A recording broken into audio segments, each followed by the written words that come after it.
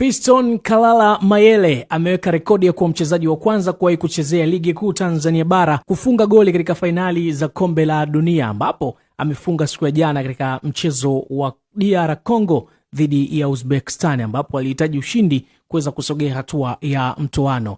Yohan Wissa alifunga goli la kusawazisha, lakini Fiston Mayele akafunga goli la kutanua uongozi baada ya kutokea bench akichukua nafasi ya Cedric Bakambu. Na ikumbukwe baadhi ya Wakongo wengi walikuwa wakidai kwamba Mayele anatakiwa kuanza mbele ya Cedric Bakambu kutokana na kile ambacho kilionekana kwamba Bakambu amekuwa akikosa sana nafasi ambazo zingewafanya wao kuweza kupata magoli, na siku ya jana ameingia na alichokwenda kukifanya tumekiona, akiandikia goli timu yake ya taifa ya Kongo. Ikumbukwe Fiston Mayele aliwahi kuchezea Dar es Salaam Young Africans msimu wa 2021-2023 kabla kutimkia klabu ya Pyramid ya nchini Misri. Kwa mantiki hiyo, DR Congo imeenda hatua ya 32 bora, hatua ya mtoano, ikipelekwa na Yohan Wissa ambaye alikuja kufunga goli la 3 na kufanya ushindi wa magoli 3-1. Historia, rekodi ambayo imewekwa na Fiston Kalala Mayele, unadhani itakuja kuvunjwa ama pengine itachukua muda mrefu kuja kuvunjwa kwa kutokea mchezaji yoyote